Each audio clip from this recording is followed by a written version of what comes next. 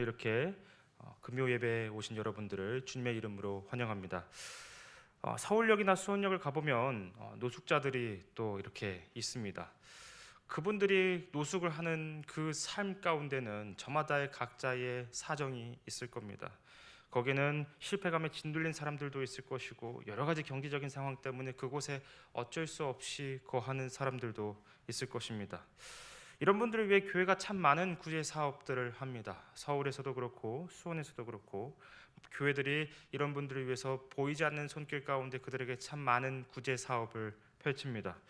그런데 이분들에게 정말 가장 필요한 것은 단순히 먹을 것을 나눠주는 것이 아니라 이들이 사회에 다시 복귀할 수 있도록 돕는 것이 이들에게 가장 필요한 것일 겁니다. 그런데 이들에게 다시 사회에 돌아갈 수 있게 해주는 첫 번째 발걸음이 무엇이냐면요, 그 꼬질꼬질한 것들을 다시 씻기는 것입니다. 청결케 하고 그 모든 것들을 깨끗하게 함으로써 다시 한번 마음도 새롭게 하는 그런 것들이 이들에게 필요한 것이죠. 이것이 이들이 사회로서 나갈 수 있는 첫 걸음인 것 같습니다. 예수님도 이런 말씀을 하셨습니다. 오늘 본문에서 마음이 청결한 자는 복이 있나니 그들이 하나님을 볼 것이며 라고 말씀하시면서 청결에 대해서 이야기를 합니다. 먼저 우리는 청결이 성경에서 가지고 있는 의미가 무엇인지를 좀 생각해 봐야 할 것 같습니다. 성경에서 청결이란 단어는 깨끗하다라는 뜻입니다. 기본적으로 이런 뜻을 가지고 있습니다. 하나님의 백성들이 성전이나 성막에 가서 예배를 드릴 때 기본적으로 깨끗해야 한다는 것이죠. 부정하지 말고, 그리고 자기가 소유하고 있는 그 물건들도 부정하지 말고 온전한 그 모습으로서, 깨끗한 모습으로서 하나님 앞에 나아오라는 의미에서 하나님께서는 율법으로 청결함을 주셨습니다. 제의적으로 깨끗하지 못한 자는 하나님 앞에 설 수 없습니다. 예를 들어서 레위기를 보면 장례를 치르며 시신을 만진 사람은 부정한 사람입니다. 질병이나 피부병에 걸린 사람도 부정한 자입니다. 이들은 부정한 모습에 처하게 되면 하나님 앞에 나와 예배를 드릴 수 없게 됩니다. 성전에 나아갈 수 없게 되는 것이죠. 부정함이, 율법에 따르면 부정함이 죄를 의미하는 것은 아닙니다. 부정한 자는 더러워졌다는 것이 이제 죄를 의미하는 것은 아닙니다. 그래서 부정한 자는 정결의 의식을 통해서 깨끗하게 할 수 있었습니다. 자, 이런 구약 성경이 이야기하는 정결함, 부정함, 이런 것들이 오늘날 살아가는 우리에게는 적용되지는 않을 것입니다. 왜냐하면 정결과 부정함은 기본적으로 구약 성경에서 성전에 나아가는 사람들에게만 유효한 율법이기 때문에 그렇습니다. 고대 사회 문화적 범위 안에서 하나님께서 무엇이 정결하고 무엇이 부정한지를 말씀하신 것이죠. 이런 맥락에서 율법이 말하는 정결함과 부정함은 하나님 백성을 가르치는 초등교사로서의 역할을 합니다. 그리고 더 무엇인가를 가리키는 그림자의 역할을 하는 것이죠. 율법에서 부정함이 상징하는 것은 늘 죽음과 연결이 되어 있습니다. 반면에 정결함은 생명과 연결되어 있고 하나님과 가까이 함과 연결이 되어 있는 것이 정결함이라는 의미입니다. 이런 상징을 통해서 하나님께서는 오직 하나님만이 생명이시며 죽음의 그림자 아래에 있는 백성들은 그곳에서 벗어나 참된 생명이신 하나님께로 나아가야 한다는 것을 이런 율법을 통해서, 상징 언어를 통해서 가르쳐 주고자 하셨던 것입니다. 이처럼 율법이 말하는 정결함과 부정함은 하나의 상징이자 초등교사로서의 역할을 합니다. 그런데 문제는 많은 사람들이 이 초등교사의 문제에서 넘어가지를 못한다는 게 문제입니다. 우리 어린 아이들만 보더라도 상징과 비유를 문자적으로 받아들이는 경우가 참 많이 있습니다.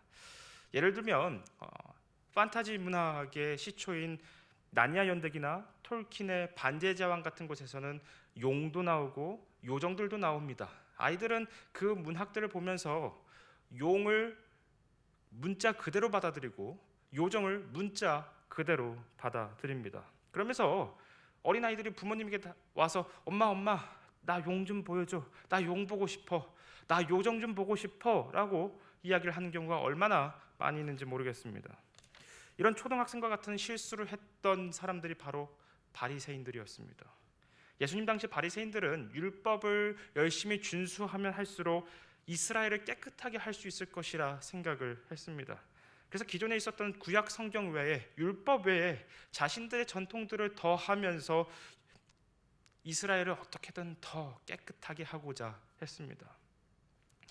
이들이 생각했던 여러 가지 전통들이 있는데 제가 좀 예를 들어서 설명을 드리자면 이 이야기를 들으면 여러분들도 황당해 하실 겁니다. 어떻게 하면 정결하게 될 것인가? 유대인들이 바벨론 탈무드에서 이렇게 이야기를 했습니다. 합법적인 목욕탕에서 목욕한 것이 아니라 우물에서 퍼올린 물을 씻은 사람들은 부정하다. 여러분들 이해되십니까? 목욕탕에서 목욕을 한 것이 아니라 우물물을 사용하면 부정하다라고 이야기를 한 것입니다. 아무리 합법적인 목욕탕에서 목욕을 했더라도 우물에서 3바가지 이상의 물을 떠서 손이나 발을 씻은 사람도 부정하다. 우리의 입장에서는 참 황당하기 그지없는 그런 전통입니다. 이처럼 유대인들은 율법을 어떻게 지킬 것인가에 대하여 굉장히 구체적이고 자신들만의 지침을 가지고 있었습니다. 그리고 이런 지침들을 어긴 사람들은 너 율법을 어겼어. 당신 율법을 어겼으니까 죄인이야 라고 정죄하고는 했습니다. 이스라엘을 깨끗하게 만들고자 했던 바리새인들의 열정이 오히려 사람들을 무엇을 하냐면요, 종교성 안에 가두기 시작합니다. 하나님이 주신 진리를 자신들이 만들어낸 전통으로 바꾸어내면서 자신들이 만들어낸 규칙으로 대체하고 만 것입니다. 진리는 사라지고 전통이, 규칙이 남게 된 것이죠. 예수님은 그런 바리새인들을 향하여 이렇게 비판하십니다. 마태복음 23장을 보시면 25절과 26절입니다.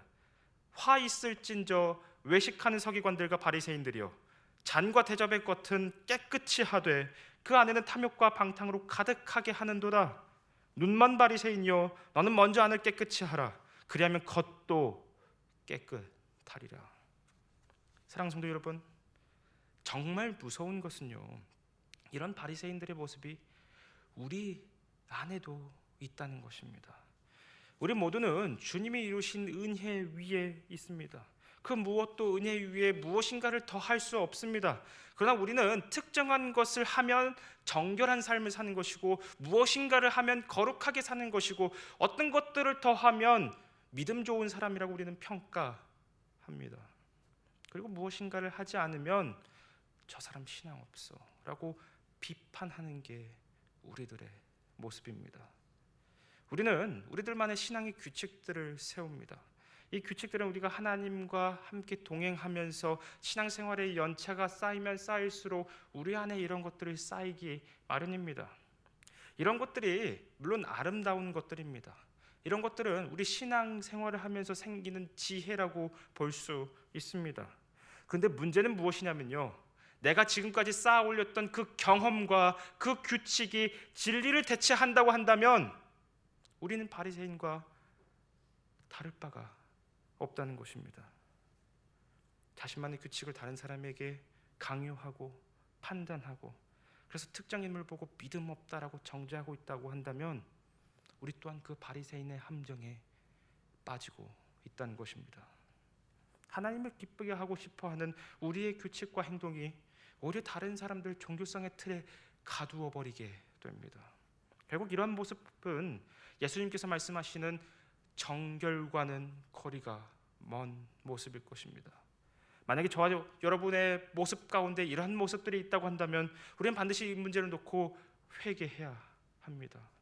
우리의 행동이 한 사람을 주님의 은혜 앞에 서게 하는 것이 아니라 그 사람으로 하여금 종교성의 틀에 가두어 버리게 만들고, 그 사람이 주님을 알지 못한 채 지옥의 자식으로 만드는 모습이 되기 때문에 그렇습니다. 그렇기 때문에 우리에게는 이 반성이 반드시 필요합니다. 이 회개가 저 여러분 모두에게 있기를 소망합니다. 그렇다면 우리는 이 지점에서 바리새인들이 왜 이스라엘 전체를 깨끗하게 하려고 했는가를 생각해 볼 필요가 있는 것 같습니다. 이것을 이해하기 위해서는 본문 8절에 예수님께서 말씀하신 것 중에 하나가 하나님의 얼굴을 볼 것이미요 라고 말씀하십니다. 1세기 유대인들에게 있어서 하나님의 얼굴을 본다는 것은 무슨 뜻일까요? 이것은 다른 말로 바꿔서 이야기를 하면 성전에 임하시는 하나님의 영광의 임재를 뜻합니다. 하나님의 얼굴을 본다는 것은 예루살렘 성전에 임하는 하나님의 영광스러운 임재를 의미합니다. 하지만 여기서 문제가 발생합니다. 이스라엘은 바벨론 포로 이후에 구약 성경의 그 바벨론 포로 이후에 예수님 당시까지 성전에 하나님의 그 영광스러운 임재가 임한 적이 단 한 번도 없었기 때문에 그렇습니다.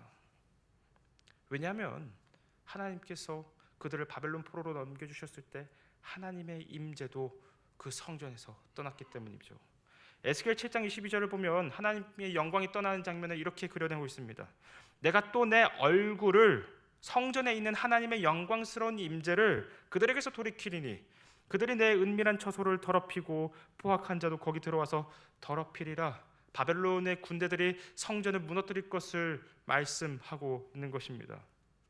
에스겔서의 이 말씀이 끝나자마자 하나님 예루살렘 성전을 떠나셨습니다. 하나님의 영광스러운 임재가 떠났습니다. 그러자 무엇이 찾아왔냐면 바벨론의 군대가 그 성전을 공격해서 모든 것들을 다 무너뜨리고 말았습니다. 물론 이스라엘은 포로 70년 후에 다시 한번 두 번째 성전을 짓기는 합니다. 그러나 그곳에서 그들은 과거 70년 전에 있었던 하나님의 영광스러운 임재를, 하나님의 얼굴을 다시 마주할 수는 없었습니다. 그 시기가 예수님 당시까지 약 400년의 기간이었던 것이죠. 그래서 1세기 유대인들에게 하나님의 얼굴을 본다는 것은 바벨론 포로 이후 하나님께서 다시 이스라엘에게 돌아오신다는 것을 의미하는 것이었습니다. 그렇게 해서 이스라엘 땅 전체가 하나님의 임재 아래에 임하게 되고 거하게 되는 것이죠. 그런데 여기서 바리새인들이 무슨 생각을 했냐면요, 이런 생각을 했습니다. 율법을 따라 하나님의 임재 앞에 나아가기 위해서는 우리가 정결해야 돼. 우리가 율법을 철저히 지켜서 이스라엘 전체를 정결하게 하면 하나님께서 우리의 그 노력에 감동하셔서 조금 더 빨리 오실 거야. 이런 생각이 바로 바리새인들이 그렇게 열심히 율법을 지키고자 했고 그렇게 열심히 이스라엘 전체를 깨끗하게 하고자 했던 열망이었습니다. 그래서 바리새인들이 이스라엘 전체를 정화시키기 위해서 율법의 적용에 그렇게 목을 매달았던 것입니다. 사도 바울이 아직 사울로서 유대교에서 활동했을 때 그러한 열심을 가지고 이스라엘 전체를 깨끗하게 하고자 하는 그 열망을 가지고 그리스도인들을 핍박했던 것도 바로 이러한 이유 때문에 그렇습니다. 그들은 이런 열심에 따라서 자기 나름대로의 경건 생활과 전통들을 만들어냈습니다. 그러나 이런 생각은 하나는 알고 둘은 모르는 생각이었습니다. 하나님의 얼굴을 보기 위해서는 정결해져야 되는 것은 맞습니다. 하나님의 얼굴을 보기 위해서는, 하나님의 영광스러운 임재 아래에 들어가기 위해서는 내가 먼저 깨끗해져야 하는 것은 맞습니다. 그러나 선지자들은 결코 그들의 힘, 스스로의 힘으로 깨끗해질 수 없다고 여러 번 이야기를 했습니다.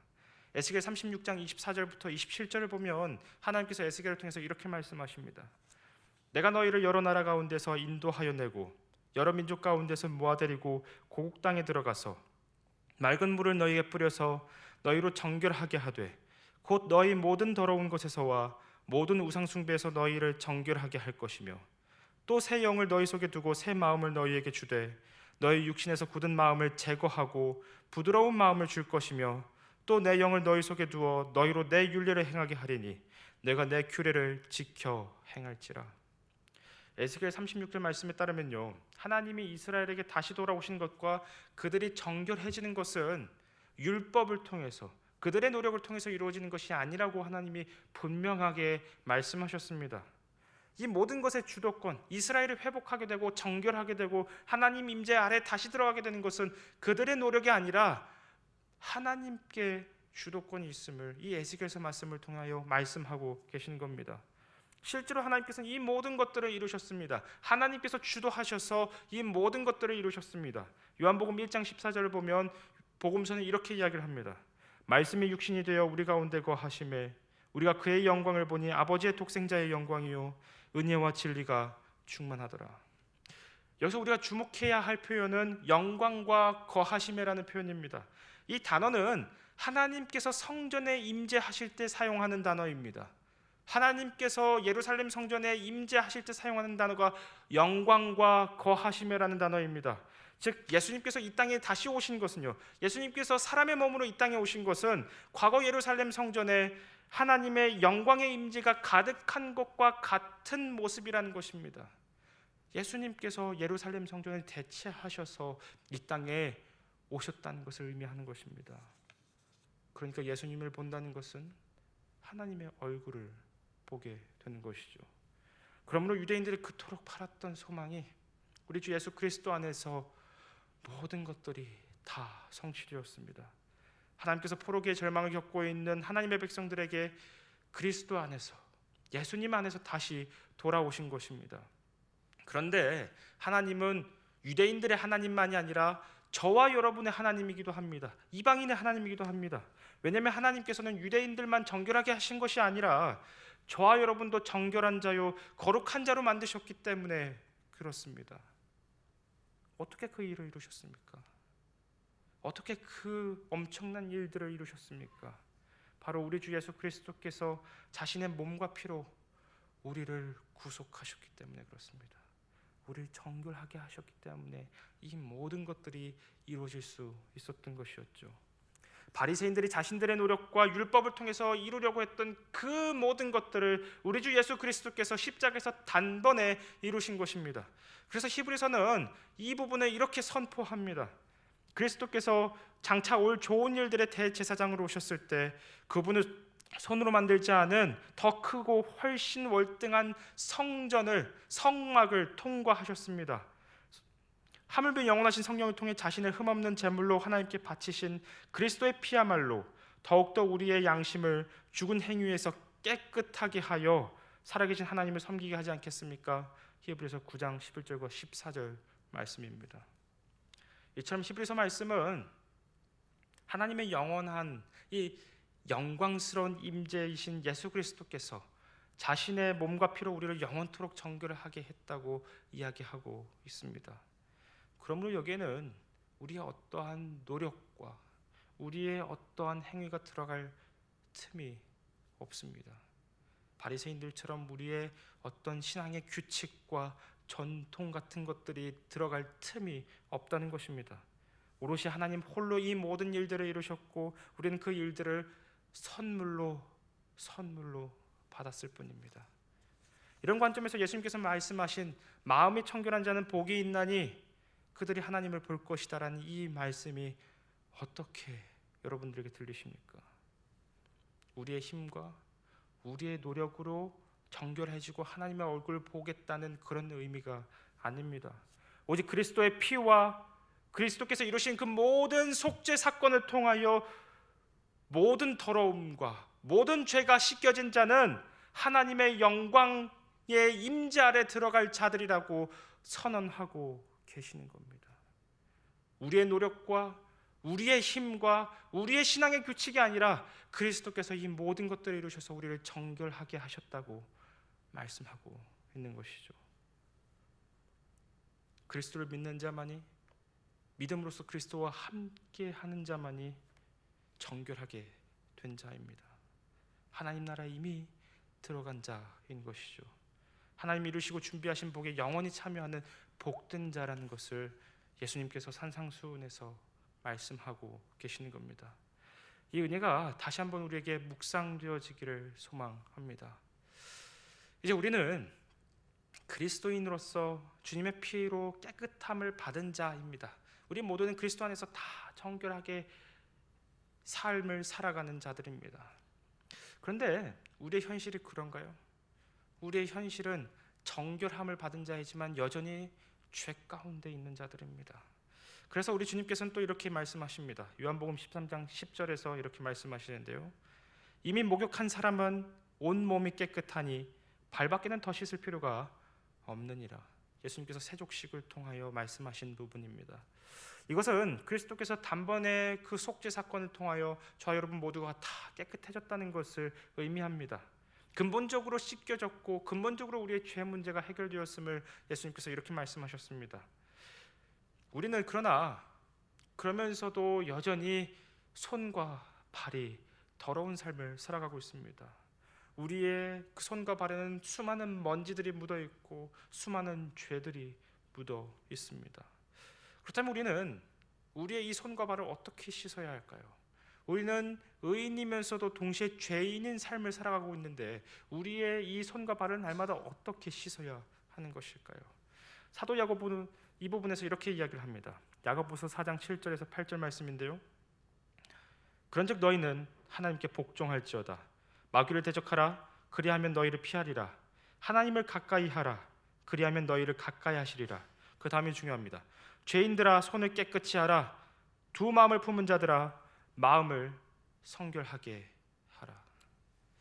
이 말씀에 따르면 우리의 이 먼지투성이인 손과 발을 닦고 우리의 먼지투성이인 이 마음을 닦는 방법이 뭐라고 이야기를 하냐면요, 하나님께 순종하고 하나님을 가까이 하며 두 마음을 하나로 만드는 것입니다.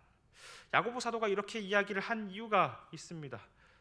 우리는 아직 악의 문제가 완전히 해결되지 않은 그런 시대를 살고 있기 때문에 그렇습니다. 예수님께서 십자가에서 죽으시고 부활하심으로써 새로운 시대가 시작이 되었으나 아직은 완성된 것이 아닙니다. 우리의 원수인 마귀가 심판을 완전히 받은 것은 아니기 때문에 여전히 그 마귀가 활개치고 있는 그 땅에서 우리는 살아가고 있습니다. 하나님 나라가 임하였지만 아직은 완성되지 않은 시대를 살고 있는 것이죠. 그래서 마귀는 늘 우리 그리스도인들을 대적합니다.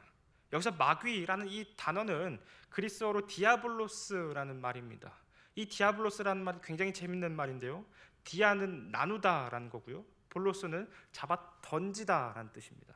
그러니까 디아블로스라고 하면 무슨 뜻이냐면 무엇인가를 나누어서 집어 던지다라는 뜻을 가지고 있는 것입니다. 이것이 마귀가 우리에게 하고 있는 일들입니다. 마귀는 하나 된 것을 서로 나누어서 둘로 찢는 자입니다. 늘 분열시키는 자입니다. 그렇기 때문에 마귀는 늘 우리를 하나님과 우리 사이를 분열시키려고 하고 이웃과 이웃을 분리시키려고 합니다. 하나님 뜻에 순종하지 못하게 하고 이웃을 사랑하지 못하게 하는 것이죠. 만약에 마귀가 자신의 이름대로 우리를 하나님과 분리시키면 어떤 일들이 일어나는지 아십니까? 곧바로 이웃들과 불화가 일어납니다. 나와 이웃 간에 분리가 일어나고 서로를 비방하고 서로를 대적하기 시작합니다. 이 지점에서 우리의 수많은 연약함과 죄가 흘러나오기 시작하는 것입니다. 여기서부터 우리의 모든 손과 발이 더러워지는 것이죠. 그래서 야고보서 4장 7절 8절 이후에 무슨 이야기가 나오냐면요, 한 형제자매가 된 자들끼리 결코 절대 비방하지 말라는 말씀이 나옵니다. 비방하는 자들은 마치 마귀들과 같이 교만한 자가 되어서 하나님의 뜻 위에 군림하게 된다는 것입니다. 자신이 하나님과 같이 되어서 상대방을 비난하고 비방하고 대적한다는 것이죠. 이런 삶은 결코 정결한 삶이 아닙니다. 이런 삶은 우리의 마음에 온갖 이 세상의 죄가 덕지덕지 묻은 그런 삶일 것입니다. 여기서 자유로울 수 있는 사람은 아무도 없습니다. 우리가 바깥에서 나가면, 한 번이라도 나가면 손과 발을 닦는 것처럼 우리가 이 땅에서 살면 이 문제에서 자유로울 수 있는 사람이 아무도 없습니다. 그렇다면 우리는 어떻게 해야 이 손과 발을 닦을 수 있을까요? 그것은 먼저 하나님을 사랑하는 것입니다. 모든 것의 근원이신 하나님을 다시 사랑하는 것이죠. 예수 그리스도께서 나를 위하여 십자가에서 죽으시고 부활하셔서 나의 죄 문제를 해결하셨고 나를 근본적으로 정결하게 하셨다는 것을 기억해야 하는 것입니다. 그랬을 때 우리는 세상 속에 살되 세상을 사랑하지 않고 오직 하나님만을 사랑할 수 있는 자로서 살아갈 수 있게 됩니다. 그리고 그런 자들만이 그리스도 안에서 한 형제자매가 된 자들을 비방하지 않고 정죄하지 않고 겸허히 받아들이며 때론 용서할 수 있게 됩니다. 이것이야말로 하나님의 모든 뜻에 순종하는 것입니다. 이것이야말로 우리의 마음을 둘로 나누지 않고 한 마음으로 만드는 것입니다. 저와 여러분이 이런 삶을 살아갈 때 우리는 먼지투성이가 된 우리의 손과 발을 깨끗하게 할 수 있고 죄투성이인 우리의 마음을 정결하게 할 수 있습니다. 저와 여러분 모두가 이러한 손과 발이 깨끗한 삶을 살게 되는 모두가 되시기를 소망합니다. 말씀을 맺고자 합니다. 오늘 우리 주님께서는 마음이 청결한 자는 복이 있나니 그들이 하나님을 볼 것이다 라고 말씀하셨습니다. 이 말씀은 우리 보고 정결한 삶을 살기 위해서 노력하라고 말씀하시는 것이 아닙니다. 저 여러분 모두는 그리스도 안에서 이미 정결해졌고 그분의 피로 이미 깨끗함을 받았습니다. 그렇기 때문에 우리는 이미 그리스도 속에서 나타난 하나님의 얼굴을 보는 자요, 하나님이 이루시고 준비하신 영원한 복에 참여한 자가 되었습니다. 이 모든 것들은 이미 우리가 누리고 있고 주님께서 이 땅에 오실 때 모든 것들이 완성될 것들입니다. 그때까지 우리는 죄 많은 이 세상에서 주님이 완성하실 그 날을 기다리면서 손과 발을 닦아야 합니다. 이 세상에서 활개치고 있는 마귀는 끊임없이 우리를 무너뜨리려고 할 것입니다. 끊임없이 우리를 둘로 분열시킬 것이고 하나님과 우리 사이를 분열시키고 우리와 우리 사이를 분열시킬 것입니다. 이들의 활동 때문에 우리는 손과 발이 더러워지지만 그럴수록 우리는 무엇을 해야 하냐면요, 우리 주 예수 그리스도께서 이루신 것들, 그 십자가 사건을 기억해야 합니다. 주님께서 십자가에서 자신의 몸과 피로 하나님과 우리를 하나 되게 만드셨고 저와 여러분을 하나 되게 만드셨습니다. 우리가 이것을 기억한다면 우리의 작은 손과 발을 깨끗하게 하는 것쯤은 아무것도 아닐 것입니다. 주님께서 우리를 위하여 큰 것을 이루셨으니 작은 것쯤은 우리에게는 아무것도 아닐 것입니다. 이것이야말로 하나님께서 우리에게 바라시는 정결한 삶입니다. 어떤 종교적인 행위를 통해서, 규칙을 통해서, 신앙의 어떤 지혜를 통해서가 아니라 하나님을 사랑하고 이웃을 사랑해서 하나가 되는 것, 이것이 하나님께서, 우리 주 예수 그리스도께서 우리에게 바라시는 정결입니다. 저 여러분 모두가 이런 정결한 삶을 살게 되시기를 주님의 이름으로 소망하고 축복합니다. 기도하겠습니다.